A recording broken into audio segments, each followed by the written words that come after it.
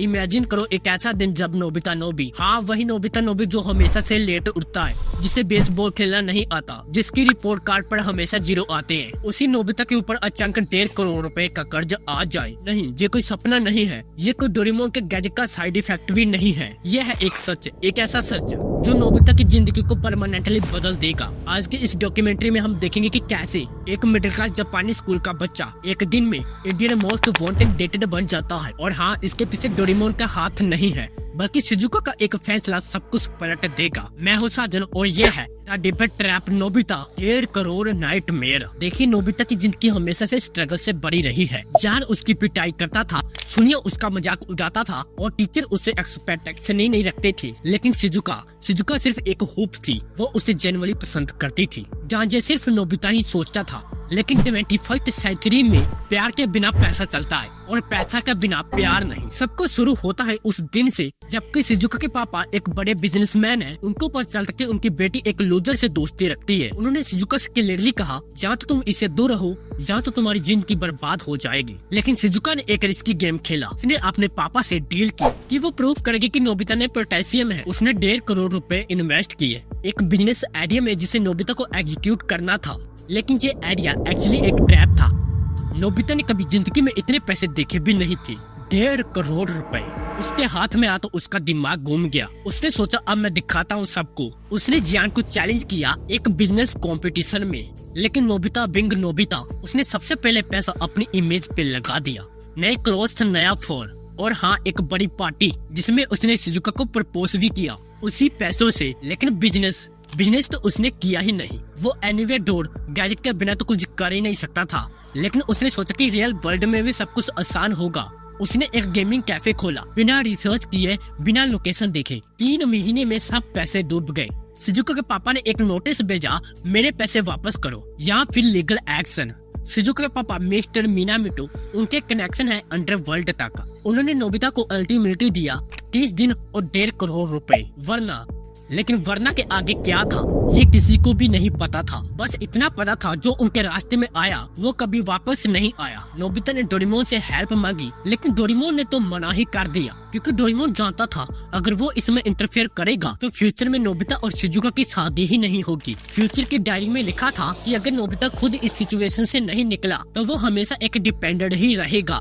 Doraemon ने उसे सिर्फ एक ही एडवाइस दी, खुद के पैर पर खड़ा हो वरना जिंदगी भर गिल्ट रहेगा। लेकिन नोबिता के पास ऑप्शन क्या थे? जियान से हेल्प मांगी, उसने मजाक उड़ाया। सुनियो से मांगी, उसने वीडियो बना के वायरल कर दिया। देखो लूजर कितना डेस्परेट है। देखिए ये वो मोमेंट है जब आपको रियलाइज होता है जब आप गिरते हो। सबसे ज्यादा मजाक वही उड़ाते हैं जिसको आपने कभी अपना दोस्त समझा था। लेकिन नोबिता में एक स्पार्क था जो हमेशा से ही था, बस किसी ने नोटिस ही नहीं किया। अगर मैं हार गया तो शिजुका को मैं कैसे फेस करूंगा? उसने एक डेंजरस प्लान बनाया। उसने सोचा कि वो एक बैम्बू कैप्टर की डिजाइन चुरा के ब्लैक मार्केट में बेचेगा। लेकिन ये गलत था, अनलीगल था और यही उसकी सबसे बड़ी टेस्ट थी। रात को 2 बजे उठता, डोरेमोन की पॉकेट से गैजेट निकालता, उनके ब्लूप्रिंट बनाता और सुबह उन्हें एक मिस्टीरियस बायर को बेचता। पहले हफ्ते में उसने 10 लाख रुपए कमाए लेकिन उसकी नींद ही उड़ गई। उसकी इनोसेंस खत्म हो गई और वो पहले वाला नोबिता नहीं रहा। जो पहले रोता था अब वो कैलकुलेट करता था। लेकिन इसके बीच एक और प्रॉब्लम,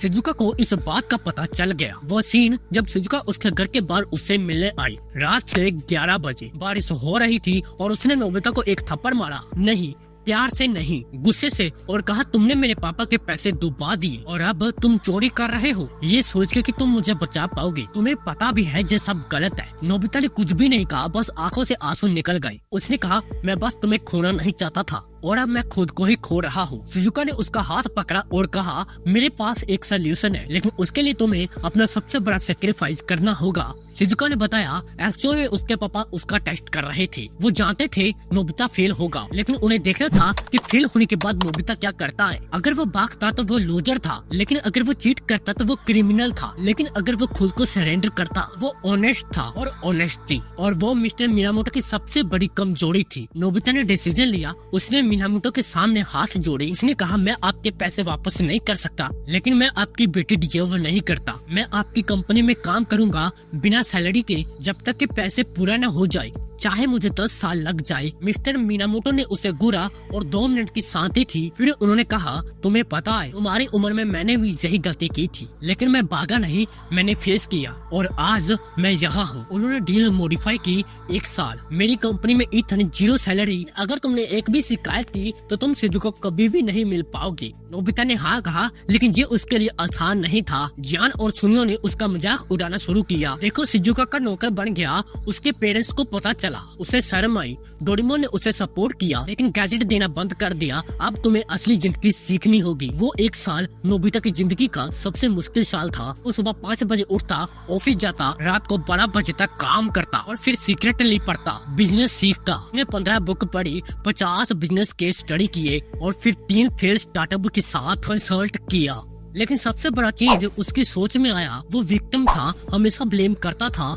अब वो रिस्पॉन्सिबल था। उसने रियलाइज किया कि 1.5 करोड़ रुपए उसके लिए कर्ज नहीं था, उसकी जिम्मेदारी थी और जिम्मेदारी से भाग के कोई भी बड़ा नहीं बनता। 6 महीने में उसने एक आइडिया दिया मिस्टर मीनामोटो को, एक एडटेक प्लेटफॉर्म का जो अंडर प्रिविलेज बच्चों को फ्री पढ़ाता। आइडिया इतना अच्छा था कि कंपनी ने उसे इम्प्लीमेंट किया और पहले महीने में ही 50 लाख रुपए का प्रॉफिट हुआ। लेकिन यहाँ पर एक और ट्विस्ट था। शिजुका ने जैसा प्लान किया था, उसने अपने पापा को कन्विंस किया था कि अगर नोबिता ने पोटेंशियल है तो उसे टेस्ट करो। उसने ये नहीं सोचा था कि नोबिता इतना चेंज हो जाएगा। वो पहले उसे क्यूट लूजर के तौर पर पसंद करती थी, लेकिन अब वो उसे स्ट्रॉन्ग मैन के तौर पर रिस्पेक्ट करती थी। एक दिन जब नोबिता ने फाइनली 1.5 करोड़ रुपए वापस किए, मिस्टर मीनामोटो ने उसे कहा, तुमने मेरी बेटी का दिल जीत लिया, लेकिन क्या तुमने अपना दिल खो दिया? नहीं सर, मैंने अपना बचपना खो दिया और अपना फ्यूचर पाया। शिजुका ने उसे प्रपोज किया, लेकिन इस बार वो शिजुका के पापा के पैसे पे नहीं, अपने दम पे उसने छोटी सी रिंग ली। उसी एडटेक के प्लेटफॉर्म के पहले प्रॉफिट से शिजुका ने उसे हाँ कहा, क्योंकि अब वो उसे यूज नहीं कर रहा था, वो उसके इक्वल बन गया था। लेकिन दोस्तों, ये सिर्फ कहानी एक कहानी नहीं है, ये आपकी और मेरी कहानी हो सकती है। आज की जनरेशन, हम सब कभी न कभी तो नोबिता बन जाते हैं। हम क्विकली सक्सेस चाहते हैं, इजी मनी चाहते हैं और जब फेल होते हैं तो ब्लेम करते हैं। लेकिन सच तो ये है कि 1 करोड़ के कर्ज में 1 करोड़ का लेसन छुपा होता है। लेकिन नोबिता की जिंदगी तब बदली जब नोबिता ने गैजेट छोड़ दिए। आज हमारे पास भी गैजेट है, इंस्टाग्राम है, यूट्यूब है, क्विक फेम है, लेकिन क्या हम सब सच में ग्रो कर रहे हैं या सिर्फ डिस्ट्रैक्ट हो रहे हैं?